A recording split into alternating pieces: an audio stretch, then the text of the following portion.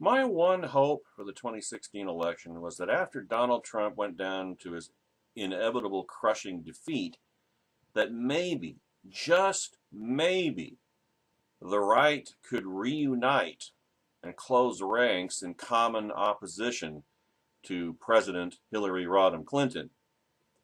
Well, didn't turn out that way. And now I think it's clear that what we have on the right is irreconcilable differences and a move toward divorce.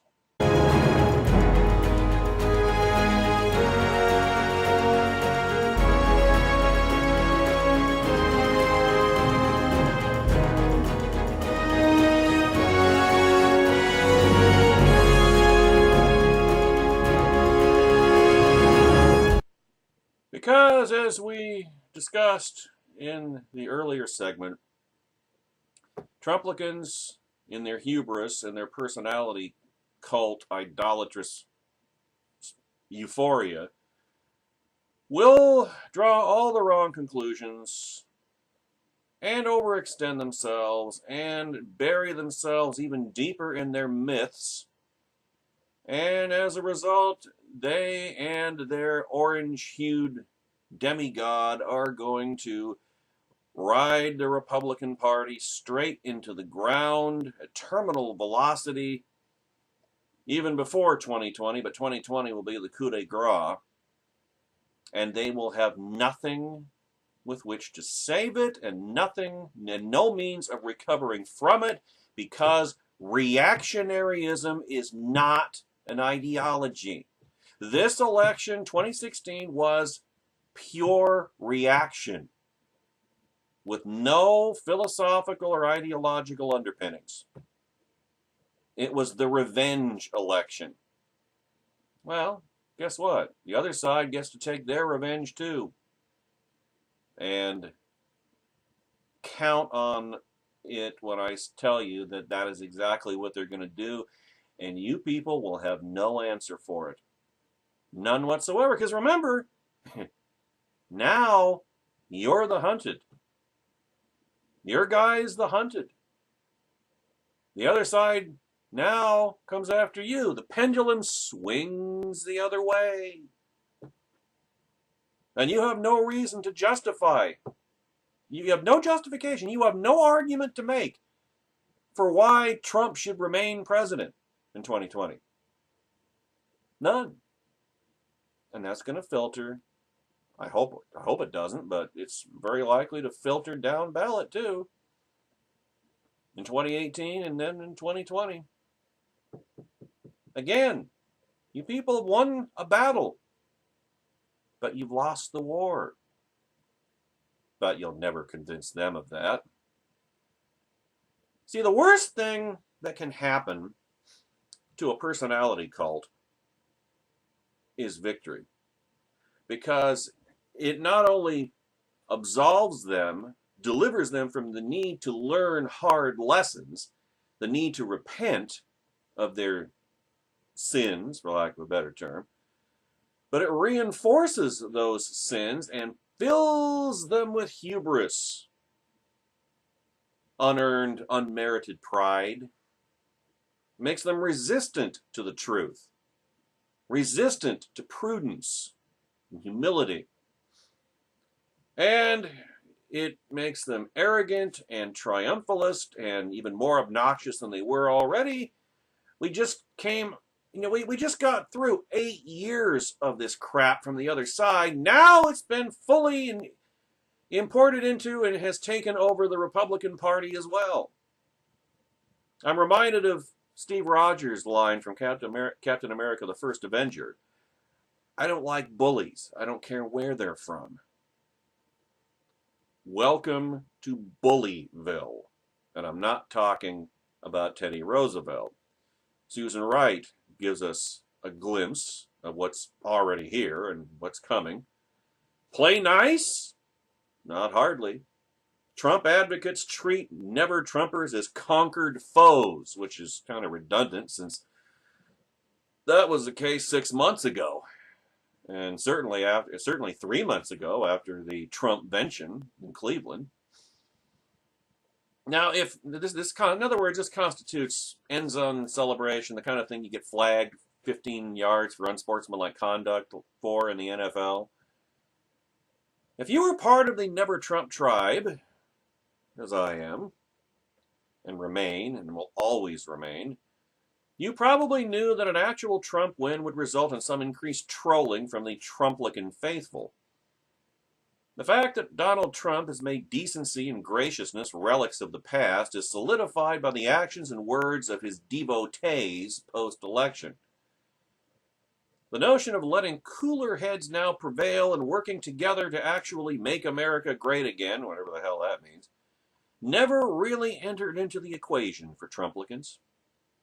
They gave lip service to it when the election was on the line, but now that they are victorious, they gladly insult those who stood on principle through the election and are openly hostile.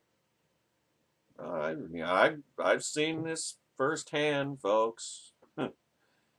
This was never about making America great. It was always about exalting a king. Figures who were once considered principled conservative voices are now turning fascist in their belief that you abandoned principle and board the Trump train. Come on! Nice and easy! Don't look down! That's it! You're doing fine!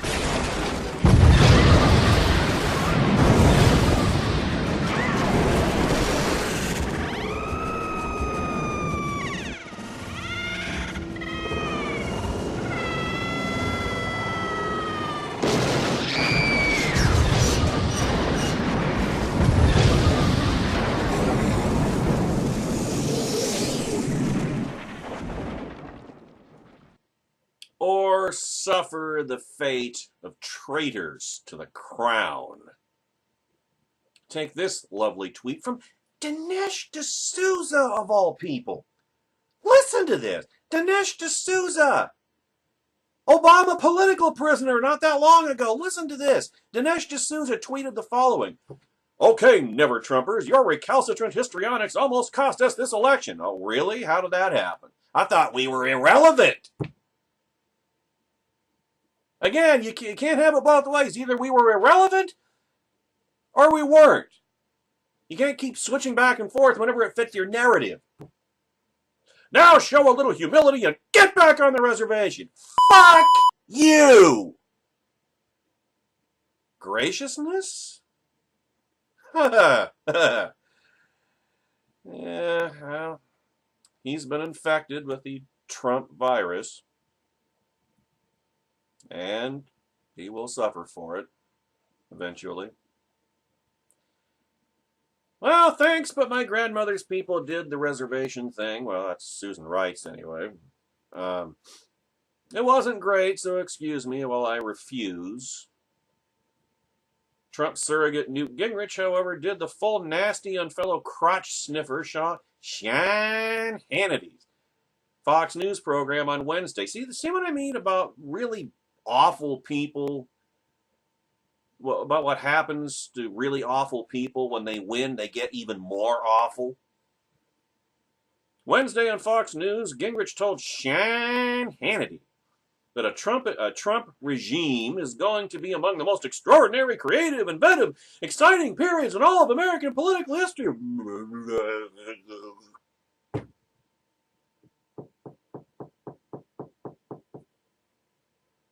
Please. It's going to be a dumpster fire from beginning to end. And the more like that it becomes, the more angry and defiant people like Hannity and Gingrich are going to get. And Dsouza, of course. I notice that Newt didn't include the words constitutionally sound, productive, or free. Because, again, this is reaction without any philosophical underpinnings. No conservatism in any of this. Remember? Besides, how can you tell people whom the reservation has thrown out to get back on the reservation? I mean, if you wanted to hold us prisoner, that ship has sailed too, Dinesh. Newt then added this lovely bit. That little whiny, sniveling, negative cowards who were never Trump. Oh, look who's talking. Pot kettle black, Newt. Are beneath our paying attention to them, but we have to get back on the reservation. Hey, look, I mean, come on. If never Trumpers were beneath Trumplicans paying attention to, why is he talking about us? Why is he taking the time to insult us? That seems kind of contradictory, doesn't it? Let them drift off into the ash bin of history while we go ahead and work with Donald Trump and with House and Senate Republicans to create a dramatically new future. What dramatically new future? Where are the specifics? Tell us. Trump didn't run on any coherent platform. He was all over the bloody place, including on immigration. See, I'll tell you why. Newt cannot answer that question because he doesn't know what Trump's going to do. He has just sold out to a dictator, so whatever Trump decides to do is going to be wonderful and great and creative and stupendous and groundbreaking and historic. But he doesn't know what he's going to do.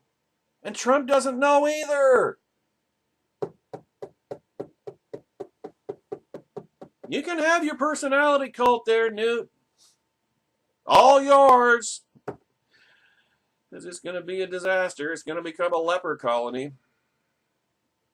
And again, we're not going to come to your rescue. I mean, look at this. Look at this. They can't even coordinate their message. Dinesh Dsouza says, okay, never Trumpers, your recalcitrant histrionics almost cost us this election. Now show a little humility and get back on the reservation. And then Newt says, we don't need you people. Let them drift off into the ash bin of history. Okay, which is it? Return to the reservation or stay off it? We need you, we don't need you. Which is it? The only common thread throughout all of this is this. Double extended middle fingers. The epitome of Trumpism. Yeah, that's exactly the way to build bridges and reassure those with doubts that we're not dealing with an authoritarian madman at the helm of what used to be the American Republic. I said weeks ago that no matter who was president after all this, I would not be afraid, and I'm not, because I know who my real king is. And it ain't Donald Trump. That being said, however, it really is disturbing, although hardly surprising, to see the mask come off and the ugly, power-drunk mindset of the Trump cult fully, obnoxiously, and heinously assert itself. But Mary Beth Glenn at Red State has a reply, has a retort, if you will, to the Trump cult. As America stocks up on Dramamine and prepares to embark upon the SS Trump, never Trump conservatives, true conservatives, find ourselves overwhelmed by messages from both sides of the aisle. The rest of this week will be, how is a group that was called irrelevant and pointless and this and that and bitter ender and ash bin of history, how did we become so pivotal in this election? I'll tell you why, because it's easier to scapegoat than it is to accept, to look in the mirror and swallow some hard truths. The rest of this week has been filled to the brim with emotional posts encouraging us to move forward, embrace unity. Unity. Like prisoners. Is it the same unity of the concentration camp? The gulag? And forgive those who ushered in Trump and motivated a depraved subset of society. Additionally, many on the left have begun blaming the abstainers or third-party voters for not jumping on board with La Clinton Nostra. I'll tell you what, I have not encountered that. That's a new one on me, but then is anything a surprise about this cycle? So, in an attempt to address the grievances that I know individuals like myself are receiving, I have compiled them all in this post. Here's the first one. You guys were wrong about the power of us Trumplicans. Nailed it. Yeah, we were wrong in our prognostications. It's because we had too much faith in the polls, too much faith in common sense. You know how I always say common sense isn't? Too much faith in the human species, but also because we didn't have enough Pepto-Bismol on hand to accommodate mulling over the idea that Bill Mitchell might be right about the ground game being in their hearts. We fully admit to being wrong in our prognostications, but that doesn't change our opinions because our opinions are dead on right. You elected a National Socialist who stands antithetical to everything conservatism once stood for. A man who got you to abandon your support of the free market, of religious freedom, and of small government ideals. The fact that he won doesn't change that, and it will come back to bite you in the ass, as I've already explained in an earlier segment. So congratulations! We were wrong, you were right about the outcome of the 2016 election. And you still did something horrible that will severely damage our economy, relationships with allies, our reputation in the world, the safety of millions, to say nothing of dooming the Republican Party to go the way of the Whigs. But you won, so who cares, right? Here's another one. I can't believe you didn't vote for Hillary! Really? So many of Mary Beth Glenn's Hillary-supporting friends have been kind and gracious and haven't attacked people like her for voting third party. Nevertheless, to those who have, there are various reasons why many of us couldn't support Hillary. Do I even have to explain that? And, well, she's not going to go down... Mary Beth Glenn didn't go down that rabbit hole either. However, to say that we were courageous for standing by our principles as we abandoned after our party abandoned us, only to turn around and blame us for Hillary's loss is low. Democrats knew that conservatives would refuse to vote for Hillary, and then they could have put forth any other candidate. That's good. Republicans. But just like how the Republicans made their bed, the Democrats made theirs too. You stood by us against Trump supporters when it seemed like our principled stance would help Hillary more than Trump. Don't embrace their tactics just because you now think the opposite. But that's kind of a forlorn hope too, isn't it? Most of us told people exactly what we were going to do from day one and why, and that is what we did. We didn't vote for either candidate because we found both of them unfit and refused to choose evil. Which, let me reiterate again, we said we would do over and over and over again while both parties were picking their nominees. Oh, and this is a good one. This one's rich.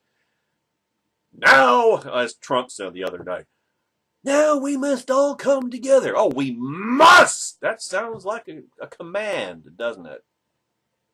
After flipping us off for the entire campaign, oh, now we must all come together? Screw you!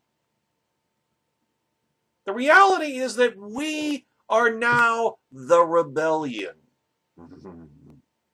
The hunters. Because we're the factionless. The Republican Party left us. We didn't leave the Republican Party. So embrace it. I guess that would be... Newt would be closer to that than Dinesh D'Souza, I guess. Embrace it. This has changed nothing for me. This has changed nothing for any never-Trumper. But encouraged me to fight harder and to stand up for the innocent people Trump steamrolled and threatened on his way to the White House, and the ones he's going to destroy from the White House. I'm more determined than I was on Tuesday morning to stand against the individuals who supported Trump's rise. Unity is the furthest thing from my mind because it's the furthest thing from Trumplicans' minds. Irreconcilable differences, my friends. And it's not because I'm bitter, and it's not because his supporters have exposed themselves as the personification of dyspepsia. It's because I am a constitutional conservative. And I stand against everything Trumpers represent. Reaction.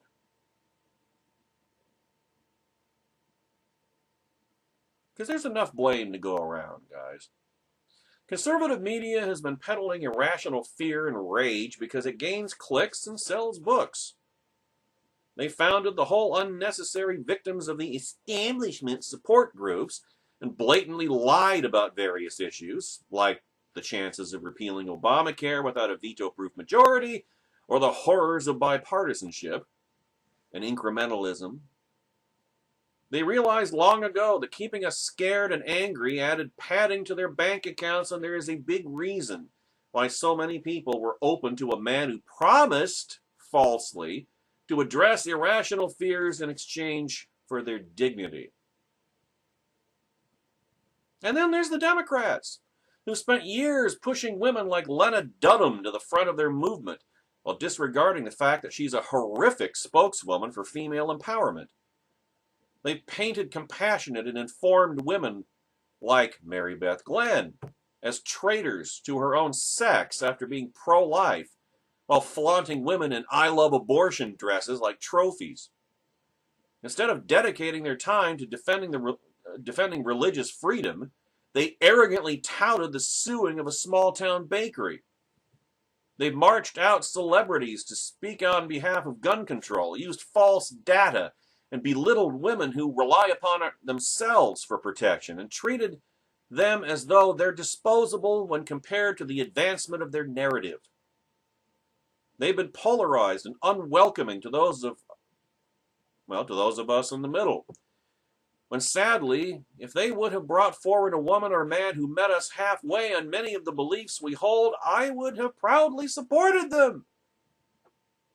But they refused, because they're reactionary as well. This is what happens with tribalism, folks. You forget eventually why you were fighting each other. All you know is, or as Loki put it in the Avengers, there is only the war. Listen, again, let's understand this. Trump didn't get an overwhelming number of votes. Hillary got an underwhelming number of votes. Trump underperformed Romney and underperformed McCain. It's Hillary who enormously underperformed Barack Obama. For months, we've been saying that anybody else would beat Hillary, and we begged our party to do some serious self-evaluation. The Democrats, I can't believe they didn't do the same thing. That is still, that to me, that is the biggest shock of 2016. Not Trump's victory, but the fact that the Democrats nominated Hillary Clinton, the worst possible candidate they could have put up. Just amazing.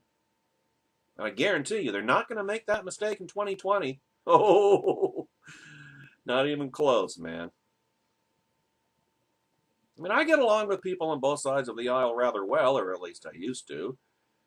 And we talked things over and agreed on some issues and disagreed on others. However, when it comes to the vast majority of Democrats, their party is far to the left of them, just like my previous party was, well, it's now far to the left of me. And both parties know how to fix it, they just don't have any motivation to do so. As to the Republicans, well, where do I start? Republicans in general were spineless. They pandered to racists and sexists, abandoned Christian citizens, those who didn't commit apostasy and idolatry and blasphemy. When their religious freedom was threatened, threw veterans under the bus with Trump's empty promises and baseless attacks, and most importantly, they stood for nothing so they could gain everything. And having gained everything, what was the point? It's empty. The fact that they succeeded is disgusting and shameful.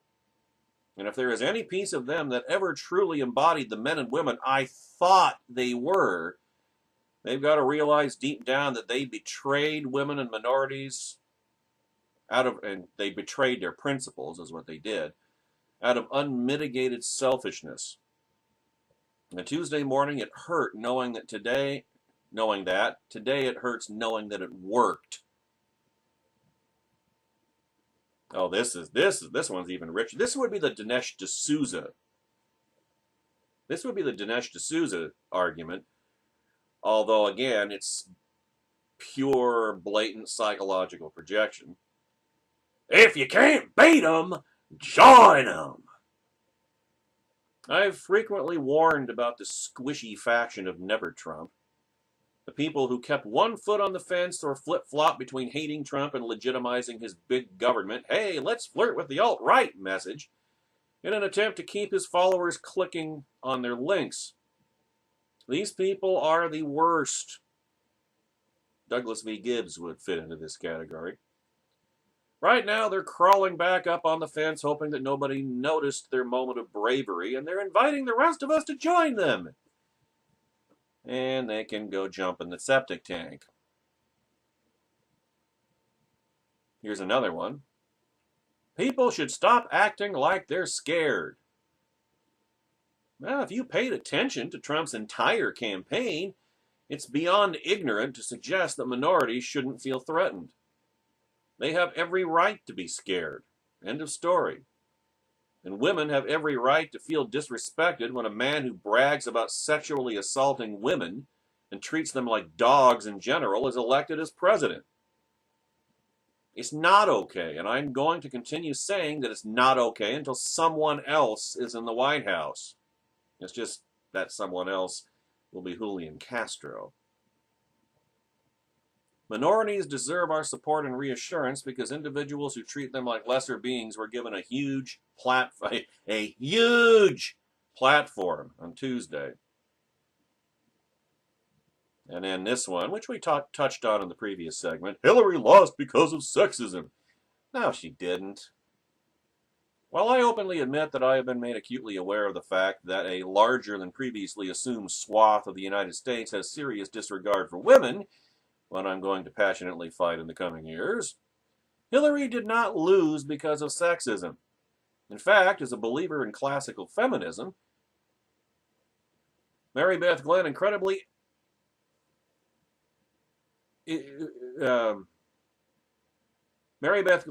would be incredibly excited to have a first female president. I'm neutral. I don't really care one way or the other.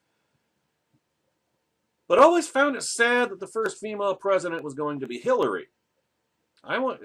She, and I guess I can go with this too, wanted the first female president to be a woman of upstanding character, to be a uniting force, and to represent at least some conservative ideals. Those feelings are not misplaced, and were it Carly Fiorina going up against Biden, those to the left of me would be expressing similar feelings. And Carly has a much cleaner history than Hillary. It's just the facts, guys, and of course the facts. Again, the facts have disappeared from American politics for 8 years, and they will continue to for at least the next 4.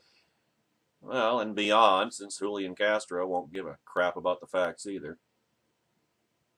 See, I have some tough love for my liberal friends. Stop trying to make President Hillary happen, because it's never going to. That should be obvious by now. So there you have it. I think I answered a lot of the comments and questions thrown at me since Trump won. In the end, Tuesday was mind-blowing, like a Jet.com commercial. It's rare for me to be as shocked and disappointed as I am. I wasn't going to be happy with any election results, but in the end, Trump being elected represents the end of a tumultuous year and a half. A year in which my respect for so many people was lost. Friendships sundered. And I was so brutally awakened to a hatefulness in the hearts of so many. It never feels good to see bad people win. And while I find myself hoping that my country will survive 48 months of a trumpetancy, well, 48 months of a trumpetancy, and then 96 months of Julian Castro, and then God only knows what comes after that. My heart hurts for those who are scared right now. And my promise to them is that even in my factionless state, I will be there to fight for them with the principles that Trumplicans cast aside.